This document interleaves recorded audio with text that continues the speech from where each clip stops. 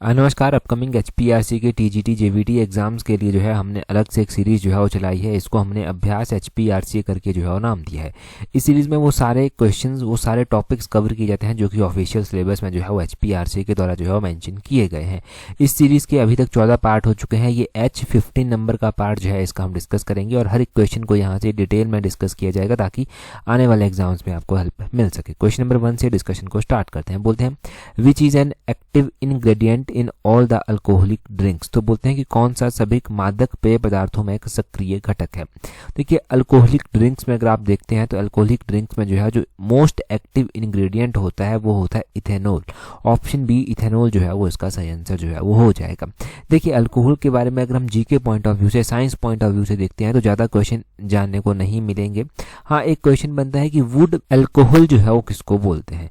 Would alcohol आपने ध्यान रखना है कि ये जो है वो मिथेनॉल को जो है वो बोला जाता है। किसको बोला जाता है? मिथेनॉल को जो है ये बोला जाता है। पहली बात आप ये ध्यान रखेंगे। दूसरा, आप और क्या ध्यान रखेंगे? अल्कोहल के बारे में आप एक और बात ध्यान रखेंगे कि हमारा जो इंडियन कॉन्स्टिट्यूशन में directive principle of state policy आता है उसमें जो है वो एक आर्टिकल ऐसा आता है जिसमें जो है वो कंजम्पशन ऑफ इंटॉक्सिकेटिंग ड्रग्स के ऊपर जो है वो जो कि हेल्थ को नुकसान पहुंचाती हैं उनके ऊपर जो है वो बैन लगाया गया है, प्रोविजन की गई है। वो कौन से आर्टिकल में जो है वो की गई है? तो इंडियन कॉन्स्टिट्यूशन का आर्टिकल नंबर 47 जो है ये आता है। देखिए, जितने में मैं आपसे पूछ रहा था कि कौन सा आर्टिकल जो है वो प्रोविजन की बात करता है कंजम्पशन ऑफ इंटॉक्सिकेटिंग ड्रग्स के बारे में, अगर आपने directive principle of state policy पढ़े होते तो ये आर्टिकल एकदम से आपके माइंड में आना चाहिए था। अच्छा, अब चलो एक और क्वेश्चन यहाँ से बन जाता है। ये बनता है कि जो आर्टिकल 47 है ये directive principle of state policy में आता है, परंतु कौन से प्रिंसिपल्स में ये आता है? तो ये गांधीयन प्रिंसिपल में जो है वो आता है। ये आपने ध्यान रखना है, गांधीयन प्रिंसिपल में ये चीज़ जो है वो आती है। तो इतना सा हम यहाँ से 2-3 पॉइंट्स ध्यान रखेंगे। अगला क्वेश्चन देखिए, अगले क्वेश्चन में क्या बोलते हैं in term of size Titan occupies the dash place among the natural satellite in our solar system. तो बोलते हैं कि आकार के संदर्भ में टाइटन हमारे सौर मंडल में प्राकृतिक उपग्रहों में जो है वो कौन से स्थान पर जो है वो आता है। अगर हम इन टर्म ऑफ साइज बात करते हैं तो टाइटन जो है वो सेकंड लार्जेस्ट नेचुरल सैटेलाइट है हमारे सोलर सिस्टम का। ऑप्शन बी जो है वो सही आंसर है। अच्छा, टाइटन ना ये सेकंड लार्जेस्ट जो है वो आता है। अच्छा, फर्स्ट नंबर पर जो है वो कौन सा आता है? तो फर्स्ट नंबर पर जो है वो गैनीमीड जो है वो आता है। आपने ध्यान रखना है गैनीमीड, यहाँ पर मैं लिख भी देता हूँ। ये जो गैनीमीड है ये कौन से ग्रह का सैटेलाइट है, कौन से ग्रह का मून है? तो ये जुपिटर का जो है वो है। ये आपने ध्यान रखना है, ये जुपिटर का जो है वो है। और अगर हम टाइटन की बात करते हैं कि टाइटन जो है वो किसका जो है वो सैटेलाइट है, तो टाइटन का भी पता होना चाहिए। टाइटन जो है वो सैचुरन का है। ठीक है, यहाँ पर मैं लिख देता हूँ सैचुरन का जो है ये है। ठीक है, ये टाइटन के बारे में आपने ध्यान रखना है। टाइटन किसका है? सैचुरन का है। गाइनीमीड जो है वो किसका है? वो जुपिटर का है। और फर्स्ट नंबर पर गाइनीमीड आता है, सेकंड नंबर पर जो है वो टाइटन आता है। अगर हम बात करते हैं कि जो हमारा अर्थ जो आता है, अर्थ का जो नेचुरल सैटेलाइट है वो कौन सा है? तो अर्थ का जो नेचुरल सैटेलाइट है वो मून जो है वो आता है। ठीक है, चंद्रमा जो है वो अर्थ का नेचुरल सैटेलाइट जो है वो आता है। ग्रहों के बारे में क्या क्या क्वेश्चन एग्जाम में पूछे जाते हैं? देखिए, सोलर सिस्टम से भी क्वेश्चन बनते हैं कि सबसे बड़ा प्लेनेट जो है वो कौन सा है, बिगेस्ट प्लेनेट जो है वो कौन सा है? तो जुपिटर जो है वो सबसे बड़ा प्लेनेट जो है वो आता है। कौन सा? जुपिटर सबसे बड़ा प्लेनेट जो है वो आता है। अगर हम बात करते हैं कि सबसे बड़ा प्लेनेट जुपिटर है और स्मॉलेस्ट प्लेनेट कौन सा आता है, सबसे छोटा ग्रह कौन सा आता है, तो वो जो है वो सबसे छोटा ग्रह मरकरी जो है वो सबसे छोटा ग्रह जो है वो आता है। वैसे ही जो है वो मॉर्निंग स्टार किसको कहते हैं? वो वीनस को कहते हैं। वीनस को ही इवनिंग स्टार भी जो है वो बोलते हैं। वीनस ही जो है वो नियरेस्ट प्लेनेट टू अर्थ भी है। अर्थ के सबसे नज़दीक ग्रह भी वीनस ही है और सबसे चमकीला ग्रह, ब्राइटेस्ट प्लेनेट भी जो है वो वीनस ही है। तो वीनस के ये 3-4 पॉइंट एक साथ याद रखने हैं। सबसे ठंडा ग्रह जो कोल्डेस्ट प्लेनेट है वो है नेपच्यून, वो भी पता होना चाहिए कोल्डेस्ट। और सबसे हॉटेस्ट प्लेनेट जो है वो वीनस ही है। वीनस सबसे हॉटेस्ट प्लेनेट है। और ब्लू प्लेनेट यानी कि नीला ग्रह जो है वो हमारे पृथ्वी को जो है वो बोला जाता है। और ग्रीन प्लेनेट जो है वो यूरेनस को जो है वो बोला जाता है। तो ये अलग अलग ग्रहों के बारे में क्वेश्चन बनते हैं। पक्का ग्रहों के बारे में एक ना एक क्वेश्चन जो है वो एमसीक्यू बेस्ड या फिर स्टेटमेंट बनाकर जो है वो एग्जामिनर पूछता है। एचपीएसएससी जब तक एग्जाम करवाता था उसने बहुत सारे क्वेश्चन ऐसे पूछ रखे हैं। अगला क्वेश्चन बोलते हैं अल-बरूनी's famous work Kitab ul Hind is a composition in dash language. तो बोलते हैं कि अल-बरूनी के द्वारा प्रसिद्ध किताब जो लिखी गई है किताब उल हिंद, ये बोलते हैं कौन सी भाषा में रचना जो है वो इसकी की गई है। तो किताब उल हिंद की अगर हम बात करते हैं कि कौन सी भाषा में ये रची गई है, तो ये अरबी में जो है वो रची गई है। अरबिक, ऑप्शन डी जो है वो इसका सही आंसर होगा। अच्छा, अल-बरूनी भारत आया था तो वो किसके साथ जो था वो भारत आया था, तो वो जो है वो महमूद गजनवी के साथ जो है वो भारत आया था। महमूद गजनवी के बारे में भी क्वेश्चन पूछ जाते हैं। महमूद का जो सबसे पहला महत्वपूर्ण आक्रमण था वो 1001 में किया गया था। 1001 में इसने जो जयपाल हिंदू शाही शासक हुआ करते थे उनके खिलाफ जो था वो इसने ये आक्रमण जो था वो किया था। जयपाल के खिलाफ ये आक्रमण जो था वो किया गया था। और फिर महमूद गजनवी ने अलग अलग टाइम पर आक्रमण किए, जैसे कि इसने जो है वो सोमनाथ पर 1025 में आक्रमण किया था इसने, ये आपको ध्यान रखना है। इसने जो है वो कांगड़ा के ऊपर भी आक्रमण किया था। कांगड़ा के ऊपर इसने कब आक्रमण किया था वो आप कमेंट कर जो है बताएंगे। हाँ, इतना मैं बता देता हूँ कि कांगड़ा को उस टाइम नगरकोट के नाम से जो है वो जाना जाता है। महमूद गजनवी के दरबार में अल-बरूनी हुआ करता था। इसके जो प्रमुख दरबारी हुआ करते थे, विद्वान जो हुआ करते थे, अल-बरूनी हुआ करता था, उतवी हुआ करता था, फिरदौसी हुआ करता था, फर्रुखी हुआ करता था। ये सारे जो है वो इसके कार्यकाल के दौरान महत्वपूर्ण विद्वान जो था वो हुआ करते थे। अगर हम बात करते हैं कि ऐसे ही जो है वो अलग अलग जो आक्रमण किए गए महमूद गजनवी के बाद, महमूद गजनवी के बाद जो है वो मोहम्मद गौरी भी आया था। मोहम्मद गौरी के द्वारा भी जो है वो अलग अलग तरह से आक्रमण किए गए। मोहम्मद गौरी का जो महत्वपूर्ण क्वेश्चन पूछ जाता है वो तराइन का प्रथम युद्ध पूछ जाता है। तराइन का जो प्रथम युद्ध हुआ था वो कब हुआ था? तराइन का प्रथम युद्ध 1191 में जो था वो हुआ था। ये किसके साथ हुआ था और इसमें क्या हुआ था? तराइन का जो पहला युद्ध 1191 में होता है, 1191 में होता है। इसमें मोहम्मद गौरी जो है वो पराजित हो गया था। और इसको पराजित करने वाला कौन था? इसको जो है पृथ्वीराज चौहान के द्वारा जो था वो पराजित जो था वो किया गया था। और तराइन का फिर सेकंड बैटल भी होता है, वो 1192 में जो है वो होता है। 1192 में सेकंड बैटल ऑफ तराइन हुआ। इसमें जो है वो फिर से जो है वो पृथ्वीराज चौहान के साथ ही जो है ये लड़ाई लड़ी गई, परंतु इसमें जो है वो पृथ्वीराज चौहान जो है वो हार गया और मोहम्मद गौरी जो है वो इसमें जीत गया था। तो ये मोहम्मद गौरी का आपने तराइन का पहला युद्ध, तराइन का सेकंड युद्ध। और इसके बाद इससे पहले जो मोहम्मद गजनवी था उसने जो आक्रमण किए, पहला आक्रमण किया, सोमनाथ पर आक्रमण किया, नगरकोट पर कब आक्रमण किया, उसके जो दरबारी थे वो सब आपने ध्यान रखने हैं। अल-बरूनी का मुख्य कार्य किताब उल हिंद भी आपने जान लिया। अगला क्वेश्चन देखिए क्या बोलते हैं मैच द फॉलोइंग। तो यहाँ पर लिस्ट 1 और लिस्ट 2 में जो है वो कुछ इवेंट्स दिए गए हैं, जैसे कि कूका मूवमेंट, कोल म्यूटिनी, अहोम रिवल्ट दिया गया है, संथाल रिवल्ट दिया गया है। अब इनको इनके स्पेसिफिक ईयर के साथ जो है मेंशन करना है, ईयर के साथ जो है मैच करना है कि कौन सा विद्रोह, कौन सा आंदोलन जो है वो कब हुआ था। अगर देखो तैयारी कर रहे हैं तो ये यहाँ से आपको पता चलेगा, एनालाइज करने का मौका मिलेगा। सबसे पहले जो है कूका रिवल्ट जो है वो दिया गया, कूका मूवमेंट जो है वो दिया गया है। तो ये जो कूका मूवमेंट है ये 1872 का जो है वो मूवमेंट है। 1872 में जो है ये मूवमेंट हुआ था। और कूका मूवमेंट जो है वो 1872 में हुआ था। ये जो है वो पंजाब में जो था वो हुआ था। इसके जो मुख्य नेता थे, फाउंडर जो इसके थे वो भगत जोहार मल थे। और बाद में चलकर और भी लोग इसके साथ जो था वो जुड़े थे। तो कूका मूवमेंट आपने ध्यान रखना है कि 1872 का है, तो एक को आप चौथे के साथ जो है वो मैच कर देंगे। ठीक है जी। दूसरा आ गया आपके पास कोल म्यूटिनी। कोल जो म्यूटिनी हुई थी वो कब हुई थी?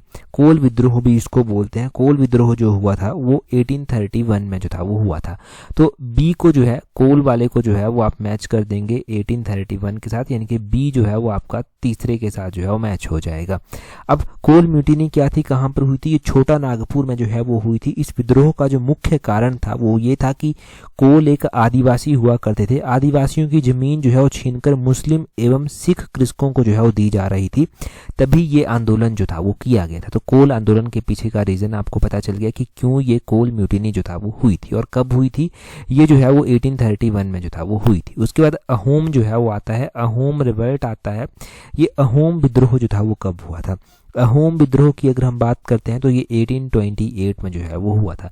1828 में ये हुआ था। और सी का जो है वो पहला जो है वो हो जाएगा, सी का पहला हो जाएगा। और अगर हम अहोम की बात करते हैं तो जब ब्रिटिश साम्राज्य ने जो है वो ये ब्रिटिश साम्राज्य के द्वारा जो है वो असम का ये अहोम क्षेत्र हुआ करता था, अहोम क्षेत्र को जो है वो अंग्रेजी राज में मिलाने का प्रयास जो था वो किया था। इन्होंने प्रयास किया था और इसी प्रयास को निष्फल करने के लिए, निष्क्रिय करने के लिए जो है ये अहोम आंदोलन जो है वो होता है। और 1828 का जो है ये आंदोलन है। उसके बाद संथाल रिवल्ट जो है वो दिया गया है, संथाल विद्रोह। संथाल विद्रोह जो है वो कौन से ईयर में जो था वो हुआ था? तो संथाल का भी आपने ध्यान रखना है कि ये जो है वो 1855 में जो था वो हुआ था। 1855 में हुआ था। तो डी को जो है वो आप दूसरे के साथ जो है वो मैच कर देंगे। और संथाल में क्या हुआ था? संथाल ये जो है वो संथाल आदिवासी थे। सिद्धू और कान्हू जो है वो इनके मुख्य नेता जो है वो हुआ करते थे। इनके नेतृत्व में जमींदारों साहूकारों के द्वारा जो अत्याचार किए जाते थे उस अत्याचार के खिलाफ जो था वो आवाज़ उठाई गई थी और इस तरह का एक आंदोलन, एक विद्रोह जो था वो किया गया था। तो इस तरह से आपने ये 4 विद्रोह ध्यान रखने हैं। ए का चौथा हो जाएगा, तो ए का चौथा, बी का तीसरा, सी का पहला, डी का दूसरा, ऑप्शन डी जो है वो इसका सही आंसर जो है वो हो जाएगा। ये इसका सही आंसर है और मैंने हर एक के बारे में डिटेल से आपको इसलिए बताया ताकि कुछ भी अगर कोई ज़्यादा ही डिटेल से कोई भी क्वेश्चन यहाँ से पूछा जाता है तो वो भी आप सॉल्व कर पाएँ। ठीक है जी, तो अगला क्वेश्चन देखते हैं हमारे पास। नेक्स्ट क्वेश्चन में जो है वो क्या पूछा गया है। नेक्स्ट क्वेश्चन हम डिस्कस करें उससे पहले देखिए, अगर आप तैयारी कर रहे हैं अपकमिंग HPRC के TGT JVT एग्जाम के लिए तो आप हमारी कॉम्प्रिहेंसिव टेस्ट को ज्वाइन कर सकते हैं, जिसका लिंक नीचे डिस्क्रिप्शन बॉक्स, कमेंट बॉक्स में दिया गया है। देखिए यही सही टाइम है इस कॉम्प्रिहेंसिव टेस्ट को ज्वाइन करने वाला। अभी आपके पास सफिशिएंट टाइम है कि आप अपनी स्टडी को प्रॉपर शेप दे सकें, अपनी कमियों को एनालाइज कर उनके ऊपर काम कर सकें। सबसे इंपॉर्टेंट बात तो यही है, उनको एनालाइज करना और उनके ऊपर काम करना। तो देखिए टेस्ट सीरीज को ज्वाइन करने के लिए जो है नीचे डिस्क्रिप्शन बॉक्स, कमेंट बॉक्स में जो है लिंक दिए गए हैं, आप वहां से जो है टेस्ट सीरीज को इजीली ज्वाइन कर सकते हैं। अगला क्वेश्चन देखिए क्या बोलते हैं what is the percentage of seats reserved for economically weaker section, जिसको EWS सेक्शन जो है वो आप बोलते हैं, EWS जिसको बोलते हैं, in educational institutions as per the 124th constitutional amendment. तो बोलते हैं कि 124वें संवैधानिक संशोधन के अनुसार शैक्षणिक संस्थानों में जो आर्थिक रूप से कमजोर वर्ग हैं उनके लिए जो है कितनी % सीटें जो है वो आरक्षित की गई हैं। देखिए इनके लिए जो है वो कितनी % सीटें आरक्षित की गई हैं EWS के लिए, इकोनॉमिक वीकर सेक्शन के लिए, इनके लिए 10% सीटें आरक्षित की गई हैं। ऑप्शन सी सही आंसर है। अभी अगर हम Himachal Pradesh public service commission के एग्जाम का पैटर्न देखते हैं तो उसमें HS में तो मतलब एक आधा साल छोड़कर हर बार कोई ना कोई क्वेश्चन इससे रिलेटेड पूछा ही जाता है। कई बार पूछ ले जाता है कि ये 124th कॉन्स्टिट्यूशनल अमेंडमेंट किससे संबंधित है, EWS की रिजर्वेशन से संबंधित है। कई बार ये पूछ लेते हैं कि EWS की रिजर्वेशन से संबंधित कौन सी कॉन्स्टिट्यूशनल अमेंडमेंट है, तो वो 124th कॉन्स्टिट्यूशनल अमेंडमेंट जो है वो आ जाती है। अब एक नया क्वेश्चन हम यहाँ पर ऐड कर रहे हैं कि कितनी % रिजर्वेशन देने की बात कही गई है, तो 10% रिजर्वेशन देने की बात कही गई है। अब देखिए अगर हम इंपॉर्टेंट कॉन्स्टिट्यूशनल अमेंडमेंट्स की बात करते हैं तो इंपॉर्टेंट कॉन्स्टिट्यूशनल अमेंडमेंट्स में हमारे पास 42nd कॉन्स्टिट्यूशनल अमेंडमेंट आती है, बड़ी ही बेसिक सी है। 1976 की ये कॉन्स्टिट्यूशनल अमेंडमेंट है और इससे जो है वो सोशलिस्टिक, सेकुलर और इंटीग्रिटी वर्ड जो है प्रीएम्बल में ऐड किए गए। 44th कॉन्स्टिट्यूशनल अमेंडमेंट आती है, ये 1978 की है और इससे जो है वो राइट टू प्रॉपर्टी पहले फंडामेंटल राइट होता था, इसको फंडामेंटल राइट से रिमूव कर दिया गया। और उसके बाद 61st कॉन्स्टिट्यूशनल अमेंडमेंट आती है, ये 1989 की है। इसमें जो है जो इलेक्शन में वोटिंग करने की एज है उसको रिड्यूस किया गया। पहले 21 एज हुआ करती थी, फिर इससे 18 कर दी गई, 18 कर दी गई। अभी 18 ही देखते हैं, 18 साल का जो व्यक्ति है वो वोट दे सकता है। 73rd कॉन्स्टिट्यूशनल अमेंडमेंट है, ये 1992 की है और यहाँ से पंचायती राज का प्रोविजन जो है वो आप देखते हैं हमारे कॉन्स्टिट्यूशन में। तो ये बेसिक्स ही हैं, परंतु और भी ज़्यादा बहुत सारी अमेंडमेंट्स हैं, जैसे कि हमारे पास जो है वो 86th कॉन्स्टिट्यूशनल अमेंडमेंट जो है वो एक आती है। 86th कॉन्स्टिट्यूशनल अमेंडमेंट जो है वो बात करती है राइट टू एजुकेशन की। और 103rd कॉन्स्टिट्यूशनल अमेंडमेंट आती है। 103rd कॉन्स्टिट्यूशनल अमेंडमेंट जो है ये रिजर्वेशन फॉर EWS की बात करती है। एक तो हमने 104th कॉन्स्टिट्यूशनल अमेंडमेंट पढ़ी। अब आप बोलेंगे कि यार अब तो आप एक 101 नई ही अमेंडमेंट बता रहे हैं, 103 नंबर की अमेंडमेंट। तो देखिए पहले हुई 124th कॉन्स्टिट्यूशनल अमेंडमेंट, फिर ये अमेंडमेंट बिल जो है वो पास कर दिया गया पार्लियामेंट के द्वारा, फिर इसको प्रेसिडेंट की सहमति मिल गई। जब इसको सहमति मिल गई तब ये बन गया 103rd कॉन्स्टिट्यूशनल अमेंडमेंट। तो ये ध्यान रखना है कि ये एक ही चीज़ है, परंतु समझ आनी चाहिए चीज़ की क्या है। और अभी होप कि आपको ये समझ चीज़ आ गई है। मैंने बड़े डिटेल से विस्तृत रूप से जो है वो आपको जानकारी जो है वो दे दी है। 124वीं अमेंडमेंट थी, जब प्रेसिडेंट के द्वारा सहमति दे दी गई तो ये 103 नंबर की अमेंडमेंट बन गई और ये बात करती है रिजर्वेशन टू EWS के बारे में। अगला क्वेश्चन देखेंगे, नेक्स्ट क्वेश्चन में हमसे क्या पूछा गया है। अगले क्वेश्चन में बोलते हैं according to article 170 the number of seats in the legislative assembly of each state should not be more than. तो बोलते हैं कि 170 आर्टिकल के अनुसार जो है वो बोलते हैं प्रत्येक राज्य की विधानसभा में सीटों की संख्या डैश से अधिक नहीं होनी चाहिए। देखिए अगर हम बात करते हैं कि आर्टिकल नंबर 170 जो हमारे पास आता है, आर्टिकल नंबर 170 के तहत जो है कोई भी अगर हमारे पास स्टेट लेजिस्लेटिव असेंबली है उसमें जो सीट्स हैं वो कितने संख्या से ज़्यादा नहीं होनी चाहिए, तो वो 500 से ज़्यादा नहीं होनी चाहिए। ये प्रोविज़न किया गया है, ये स्पेसिफिक प्रोविज़न आर्टिकल 170 के तहत जो है वो किया गया है। यहाँ पर देखिए article 170 of Indian constitution provide legislative assembly of state shall consist of not more than 150 seats. जब इनिशियली बना था हमारा कॉन्स्टिट्यूशन तो 543 हुआ करती थी, परंतु अब 500 है। और ये 60 से लेस जो है वो नहीं होनी चाहिए, किसी भी स्टेट में 60 से लेस मेंबर नहीं होने चाहिए। देखो ये जो 60 वाला प्रोविजन किया गया है ना मिनिमम, यहाँ पर कुछ एक केसेस ऐसे हैं जैसे कि अरुणाचल प्रदेश, सिक्किम हो गया, गोवा हो गया, यहाँ पर मिनिमम नंबर ऑफ सीट जो है वो 30 इनके 30 जो है वो फिक्स की गई है। मिजोरम और नागालैंड के केस में मिजोरम में 40 और नागालैंड में 46 सीट जो है ये जो है वो फिक्स की गई हैं। तो कहीं पर एग्जेम्पशन भी दी गई है। तो अगर आप लेजिस्लेटिव असेंबलीज की बात करते हैं तो वहाँ पर भी क्वेश्चन पूछ जाते हैं कि सबसे highest number of legislative assembly seat जो है वो कौन से स्टेट में है। तो उत्तर प्रदेश में सबसे हाईएस्ट नंबर ऑफ सीट्स जो है वो आती हैं, 403 आती हैं उत्तर प्रदेश के बाद। दूसरा नंबर वेस्ट बंगाल का आता है, 294 जो है वो वेस्ट बंगाल का आता है। और अगर हम देखते हैं कुछ एक ऐसे स्टेट जैसे कि सिक्किम है, सिक्किम में 32 सीट्स जो है वो आती हैं, मिजोरम में जो है वो 40 आती हैं, नागालैंड में 60 आती हैं, मणिपुर में जो है वो 60 नंबर ऑफ सीट्स जो है वो आती हैं। और गोवा की बात करते हैं तो गोवा में 40 सीट्स जो है वो आती हैं। एक प्रॉपर ये मैंने आपको एक सिनेरियो बता दी कि कहीं पर एग्जाम्पशन दी गई है, कहीं पर एग्जाम्पशन जो दी गई है वहाँ पर कितनी कितनी सीट्स की एग्जाम्पशन दी गई है वो भी हमने यहाँ से डिटेल से जान लिया। अगला क्वेश्चन देखेंगे हमारे पास क्या पूछा गया है। अगले में बोलते हैं कंसीडर द फॉलोइंग स्टेटमेंट। यहाँ पर कुछ एक स्टेटमेंट्स दी गई हैं। सबसे पहली में बोलते हैं Alps mountain range is related to Asia, कि ये जो अल्प माउंटेन रेंज है ये एशिया से जो है वो संबंधित है, पहली में ये बोलते हैं। दूसरे में बोलते हैं water holding capacity is highest in black soil, कि वाटर होल्डिंग कैपेसिटी जो है वो काली मिट्टी की जो है सबसे अधिक होती है, यानी कि ब्लैक सॉइल की क्षमता जो है वो पानी को होल्ड करने की सबसे ज़्यादा होती है। और तीसरे में बोलते हैं Malacca strait is the shipping canal between the Indian Ocean and Pacific Ocean, तो बोलते हैं मलाक्का जलडमरू जो है वो एक शिपिंग चैनल है जो कि हिंद महासागर और प्रशांत महासागर को जो है वो आपस में जोड़ता है। ये बातें की गई हैं। अब हम बात करते हैं माउंटेन रेंज की। सबसे पहले हमारे पास आ गया अल्प्स माउंटेन रेंज। क्या अब यहाँ पर एक और बात देख लेना पहले, यहाँ पर जब आप थोड़ा सा नीचे जाएंगे तो बोलते हैं कंसीडर द इनकरेक्ट स्टेटमेंट, आपको गलत स्टेटमेंट जो है वो बतानी है। ठीक है, अब ये भी एग्जाम में ना कंफ्यूज करने का एक तरीका होता है। क्वेश्चन दे दिया आसान और नीचे बोल दिया चूज द इनकरेक्ट ऑप्शन। अक्सर हम मान के चलते हैं कि करेक्ट ऑप्शन वाला ही क्वेश्चन पूछा जाएगा, नहीं इनकरेक्ट भी पूछ लिया जाता है और उसमें कंफ्यूजन नहीं होना चाहिए। With proper presence of mind आपने क्वेश्चन को पढ़ना है। हाँ, अब पहली स्टेटमेंट की यहाँ पर बात करते हैं। अल्प्स माउंटेन रेंज की हम बात करते हैं तो क्या ये एशिया में आती है? देखिए अल्प्स माउंटेन रेंज एशिया में नहीं आती। ये एशिया में नहीं आती तो पहली तो इनकरेक्ट है। ये कहाँ पर जो है वो आती है? ये यूरोप की जो है वो रेंज है। ठीक है, ये आपने ध्यान रखना है, ये यूरोप की रेंज जो है वो आती है। अच्छा, अल्प्स अगर एशिया में नहीं आती तो एशिया में भी तो कोई ना कोई माउंटेन रेंज आती ही होगी। तो वो कौन सी माउंटेन रेंज है जो एशिया में जो है वो आती है?